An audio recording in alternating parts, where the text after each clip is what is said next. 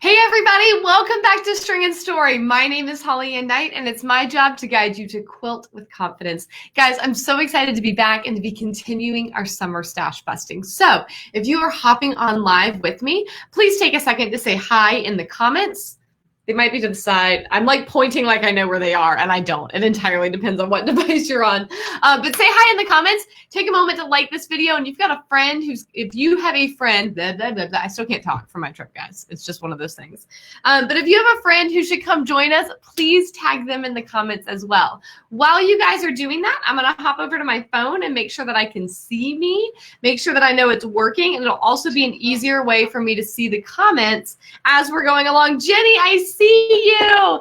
Good morning, everybody. I'm so excited to be back. So as you guys know, we went to Yellowstone and Grand Teton National Park last week. It was absolutely phenomenal.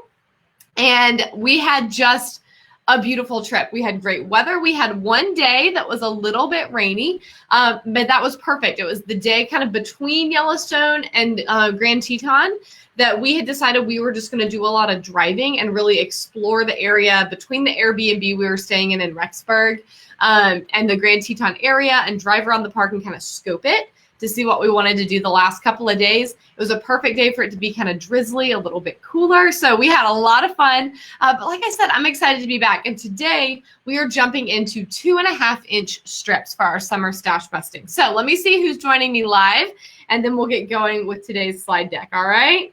Hey, Terry. Hey, Jackie. Hey, Mary. Hey, Sue. Hey, Joyce. Hey, Dawn. Thank you. I still need to put up pictures of the Grand Teton one. I decided I would spread it out a little bit and keep the fun going. Hey, Jody. Hey, Marie. Hey, Patricia. I don't think I missed anyone. Good morning, everyone. I'm so glad you guys are here. So, guys, today we're talking about rainbow paint cans. So let me get this quilt up. Ta-da! And for those of you who already have pretty pre-cuts, who have been following along with summer stash busting, you're looking at that going, that looks a little different than the one in the magazine, and it does, and we're going to talk about that in a few minutes. Good morning. Oh my gosh, Sue, I missed you too. I missed you guys. I like at one point was like, can I just hop on a live real quick? But honestly, like our internet was too bad. So I contented myself with taking lots of pictures and putting them in my stories and trying to put some stuff up on the wall for you guys. Oh, Jenny, thank you. Lynn, I was just thinking about you the other day because I felt like I haven't seen you on a video in a while, which I don't know that that's accurate. I feel like you probably have been around. But anyway, you were on my mind. Just thought you should know. Kathy, Rhoda, Jeanette, Karen, Sherry, Diane, I'm so glad you guys are here. All right, so let me jump over. It'll be a little harder for me to see comments, but I will check in regularly as we go. And let's talk about rainbow paint cans. So as a recap, if you are just jumping into summer stash busting, this is an annual event. This is the 3rd annual summer stash busting. Each year we have a different theme. This year's theme is pre-cuts, and we are using Make Modern Magazine's special edition called Pretty Pre-Cuts and making 6, I think there's 8 patterns in the, what's it called? Zine. Like web magazine, the digital copy of Pretty Pre-Cuts. So I think there's 8 patterns. We're making 6 of them, right? So I've chosen a pattern for 2.5-inch squares, 5-inch squares, 2.5-inch strips, 10-inch squares, fat 8s, and fat quarters. And we're just working through some fun ways to use up some of our pre-cut stash. Because I don't know about you guys, but for me, anytime I walk into a quilt shop, I'm like, whoo, those pre-cuts are gorgeous. And they just look yummy. They're like the baked goods of a quilt shop, right? And then you get home and you're like now what? Like, is this enough fabric to make anything? I don't know, right? So we're taking a look at some ways to actually use these. And today we are on 2.5-inch strips. If you are just now tuning in and you want to see the previous vlogs that we have done and the previous quilts we've been working through, if you click the link in the caption of this video, the very first one, it will take you to the Rainbow Paint Can blog, and down at the bottom you'll see a link to the original introduction post that has all the other posts linked up. Just serves as a little bit of a home base that makes it easy to navigate through everything we're doing together this summer. Okay? All right, let's get going. So in this mini workshop, we're going to take a look at the modern rainbow paint can quilt and discuss how to make this relatively simple quilt shine. Rainbow Paint Can by Anne Boundy is a great quilt for using 2.5-inch strips, and Anne's unique piecing method makes it extra fun to put together. So those of you who have made this are familiar with the method that is used, but basically you're using strips and sewing strips into loops before you decide your color placement. And if you actually follow Anne's pattern exactly the way it's written, you end up with a double-sided quilt, which is really cool because then when you flip the quilt from side to side, it really looks like you've got kind of two sides of a paint can with the paint overflowing. All right, don't worry. You're going to get to see pictures of hers here in just a moment. But as you can see from my version here, I tweaked it just a little. I'll talk about that towards the end. But I still used her construction method to do my color placement, and it was super fun. I wasn't sure how I'd feel about it, but I did have success even without a clothesline. So she recommends actually pinning your loops up on a clothesline. I used my design wall. I had just a piece of batting up on the wall, and I took little straight pins and just stuck it kind of through the batting just to tack everybody in place. And it made it super simple. It made it easy when I was ready to cut. No problems at all. Now, I will say, let me get ahead. First of all, before I keep going with that thought, if you do not yet have a copy of Pretty Pre-Cuts and you're looking at this and you're looking at the other posts we've done, you're going, these look like fun. I think I want to make these. Spoiler, all of these so far have been quilts that I could make like in an afternoon. Right? So these have all been quick makes. These have not been challenging makes. These are really just like, let's get some quilt tops made. A couple of goals with that. One is to use up our stash, right? To actually be using some fabric, turning that fabric into quilt tops. But two, those quilt tops become excellent opportunities for a couple of things. First of all, if you like doing charity quilts, these make great charity quilts. And whether it's for yourself or for charity, these quilts make amazing free motion quilting practice options. And as many of you guys know, but maybe haven't fully realized, Free Motion Quilting Academy reopens the end of August. Actually, now that I say that out loud, y'all may not know that. Ta-da! Surprise! Free Motion Quilting Academy is coming back the end of August. I realize I've been thinking about that so much, I may not have actually communicated it to y'all. So here's the announcement. End of August, Free Motion Quilting Academy will be reopening.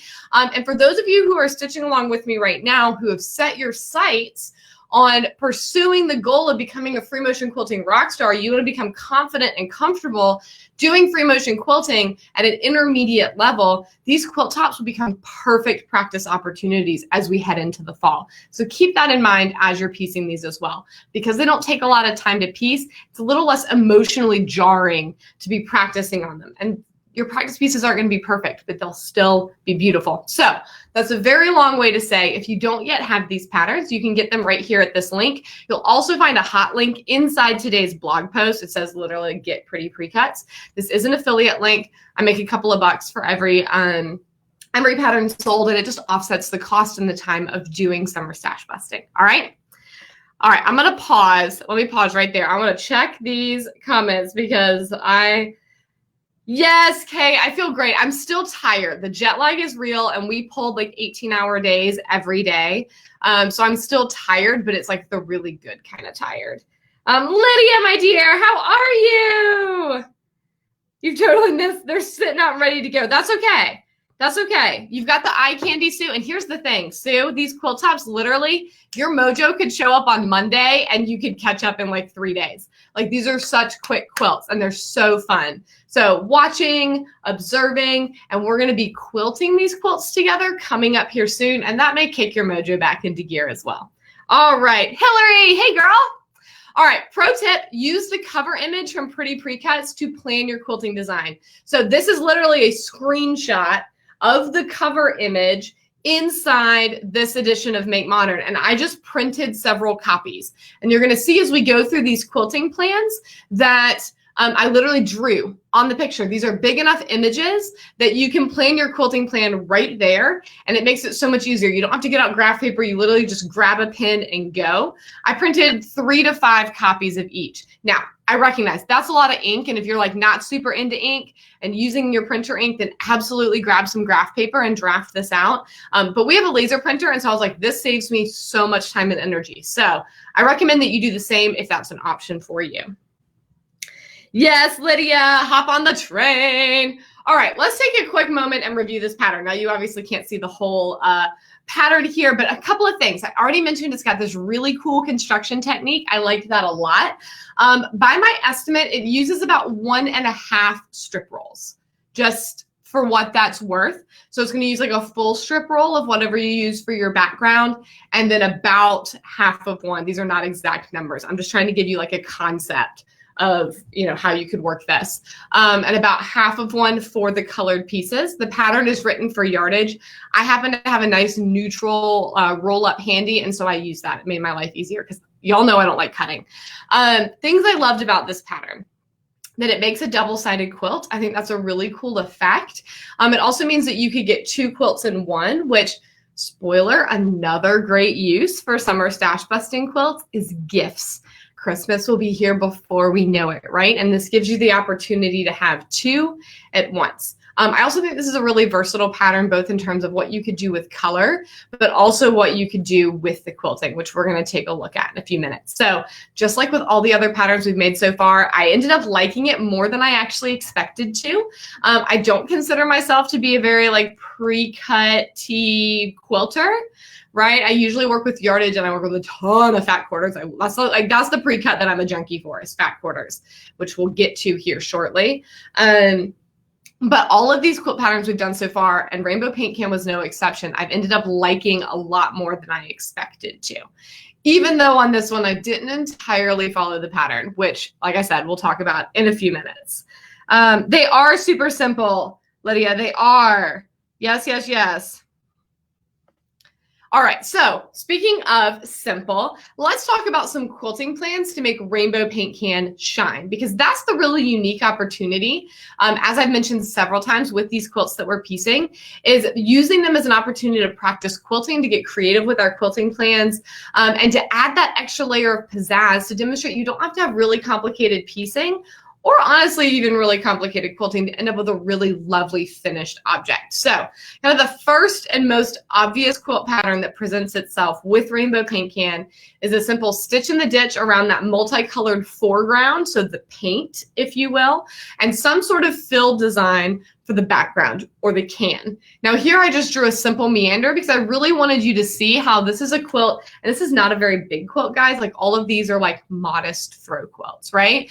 So this is a quilt that you could be a very beginner free motion quilter and still have success with using this as a practice opportunity. So if you're at the very beginning of your journey, or you're planning on starting your free motion quilting journey with me in August, this is a great first step into maneuvering a real quilt under your machine, right? Simply doing a meander in that background and just getting a feel for what it's like to have to move the bulk of something other than a practice sandwich underneath your machine in a way that like is so easy. Like, grab some white thread and go to town with this, right? Also, you would not necessarily have to keep it as simple as a meander. You could use any fill down in this lower section. So if you're a more advanced free motion quilter, or you quilt this later in your journey, this would look really cool as a feather meander. This would look really cool as paisleys, as swirls, as a graffiti quilting. Like, you could go as crazy as you want, and you'd end up with that cool contrast between the dimensionality of the upper portion of the quilt that's very lightly quilted and really puffs out at you, and the denser quilting of the larger portion where there would be lots and lots of texture. All right. Speaking of texture, let's jump into that. The second motif, or the second quilting plan I really thought of with this, is like, what if we put a lot of texture in those stripes and kept the background really simple? Now here, because I wanted to provide some contrast between the quilting plan I just showed you, I drew straight lines in the background. Again, this would be a really cool opportunity if you're like, I'm moving from just quilting meanders into learning a few border motifs. The motifs I used here are wishbones, ribbon candy, and switchbacks, and those are all motifs that you'll learn really early in your journey if you're learning free motion quilting from me. And this makes a really cool practice opportunity, but then you can throw that walking foot on for this background and just chug back and forth using your walking foot.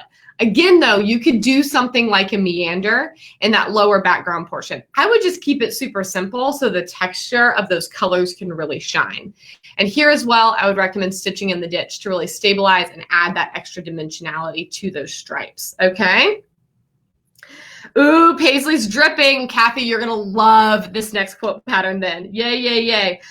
Lydia, I highly recommend making one of these this afternoon. Y'all, I'm not gonna lie to you, I pieced my Rainbow Paint Can quilt yesterday morning.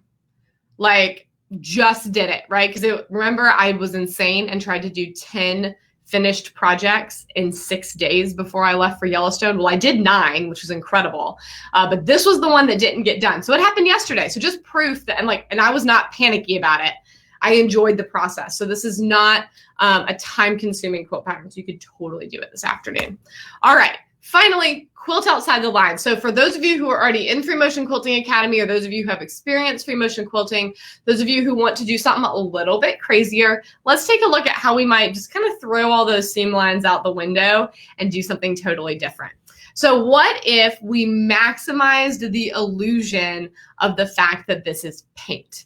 Right? And so here I showed just 3 lines of quilting. If you were doing this, you would either want to use a thicker thread, which personally I always find a bit challenging from a tension perspective, or you may want to actually do more than 3 echoed lines because of course, you know, it's going to be bigger. But literally taking those harder edges, those graphic edges of the stripes and making a paint drip. Right? I literally just kind of free-formed this. That's why I'm like wobbling back and forth as I'm talking, right? And then I drew just a simple stitch in the ditch as part of the quilting plan to secure the upper portion. But as Kathy mentioned, this would be a great opportunity for something like paisleys, swirls, wood grain, like really get in your head about the textures you would use to create the illusion of paint dripping down, right? Because as this paint dripping down, there's going to be thinner spots and thicker spots, and you could create all kind of topography in your quilting there. Again, with that, I recommend doing one of 2 things. Either keep the background super simple, meander, walking foot, something like that, or bonus points, literally turn this lower section into a paint can. It would be really, really, really cool. Okay. So if you did that, basically what I would recommend is create some letters on there that say paint, you know, figure out what kind of texture you want to create the sides of the can. This would be a really neat opportunity to go kind of hog wild. And this quilt is just big enough that I think you could do this in such a way that the quilt would still be fully usable. Those letters would be pretty big. I would probably use some strategic straight lines or switchbacks on the side to give a little bit of an illusion of a round can. You know, some quilting at the base to create the bottom of the can. It would be real nifty, real nifty. So like I said, bonus points. All right, let me pause again. I just want to check on my comments here.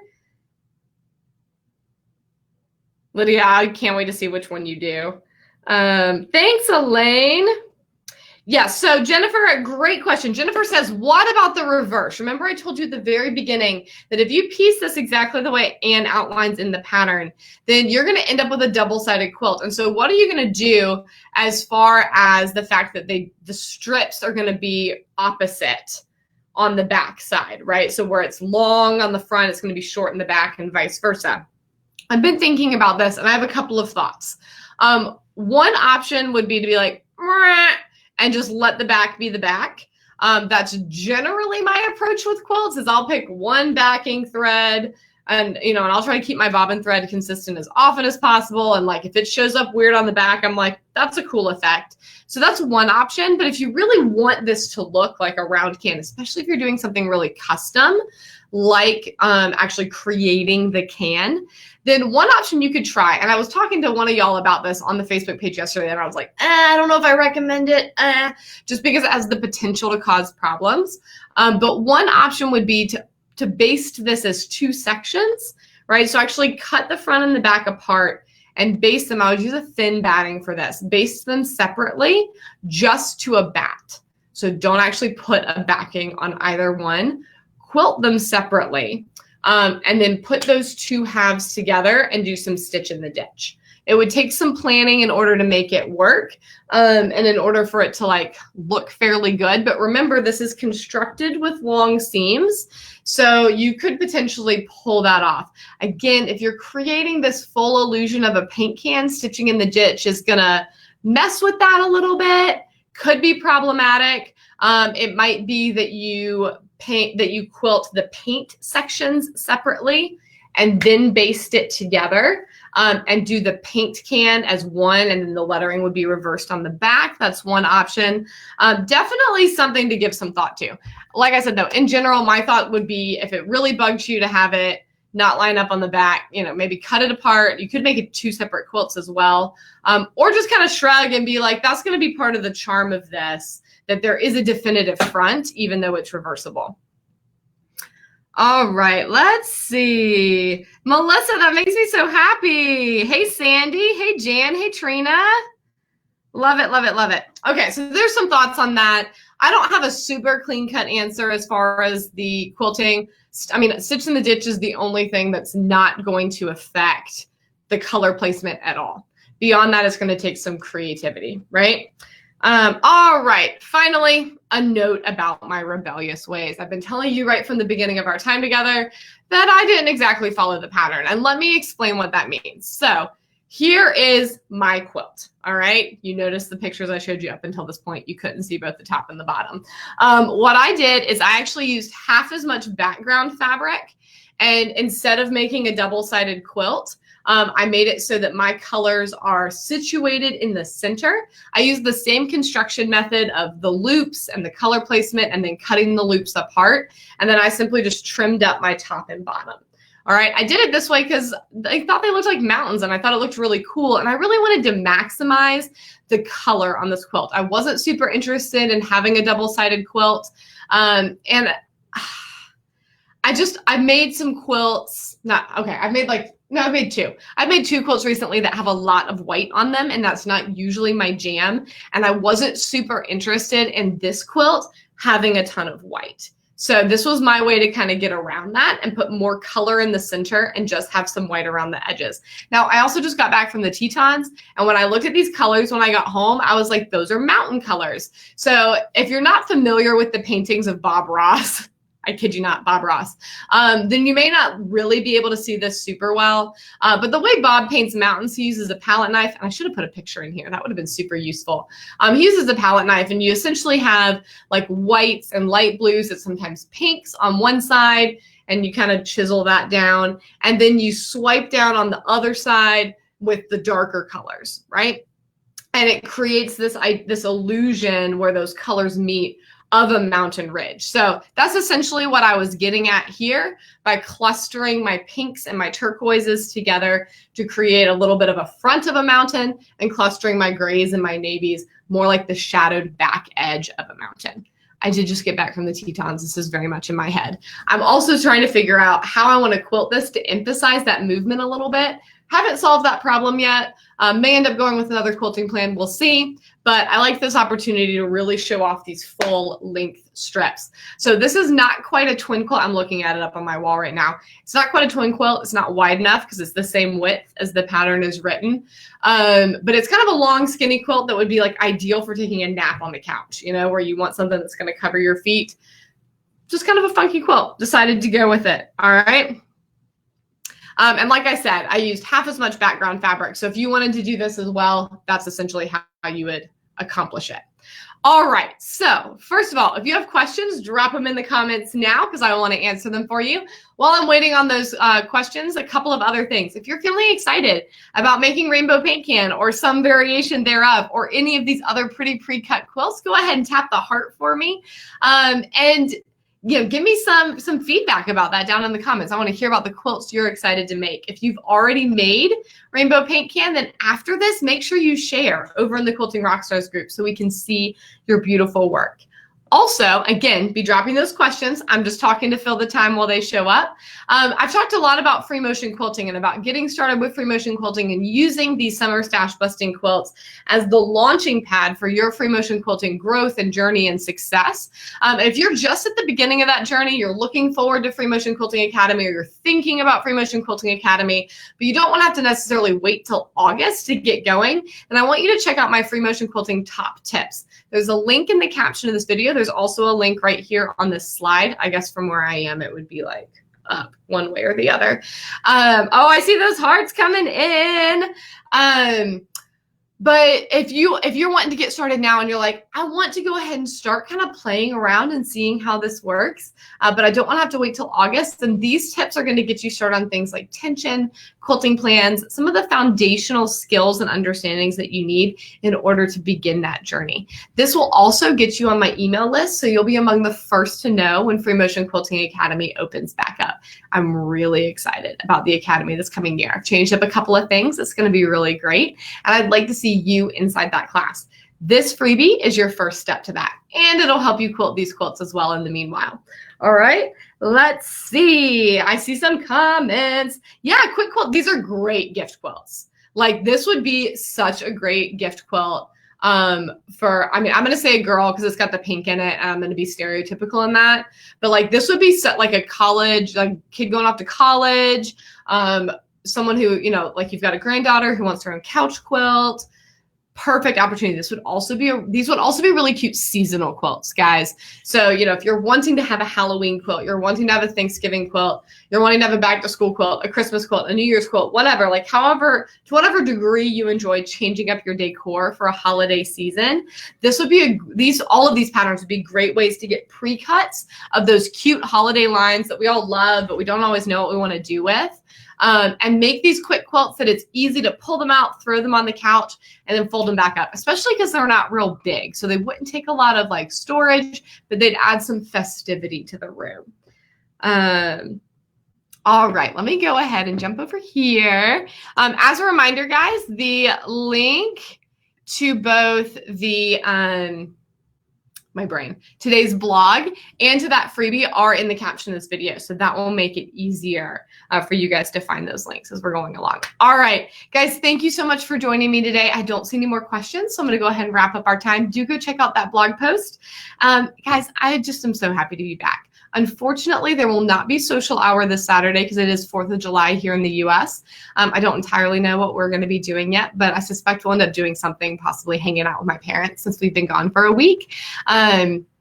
So we're not going to have social hour this week, but I think next week is bingo. I don't have my calendar in front of me, but I know bingo is coming up and we've got another Free Motion Quilting Academy graduation coming up for our spring and before cohort. We're doing an additional graduation this summer because of COVID really messed with a lot of people's hopes to finish up the class. So we're going to have another celebration, which I'm really, really excited about. So lots of big things coming up. I've got a little bit of a surprise collaboration coming up for you guys. Look at me. I'm just dropping hints all over the place because I'm excited to be here.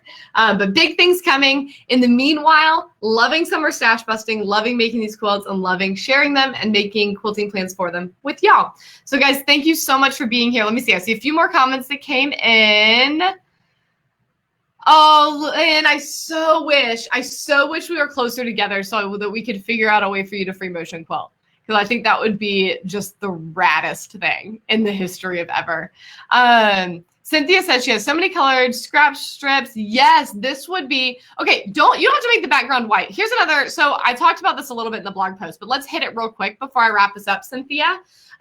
You don't have to do this with a white background. It could be black, it could be gray, it could be navy, you could do warms and cools, you could do whatever, right? So especially if you do it the way that I did it, where I only used half as much background fabric, and it's not a double. Basically, the reason I got away with that is because it's not a double-sided quilt. So my quilt's a little bit longer, and I just kind of cut a chunk off the bottom so it wasn't like miles long, because it would be twice with the fabric if I had left it, which was a little excessive.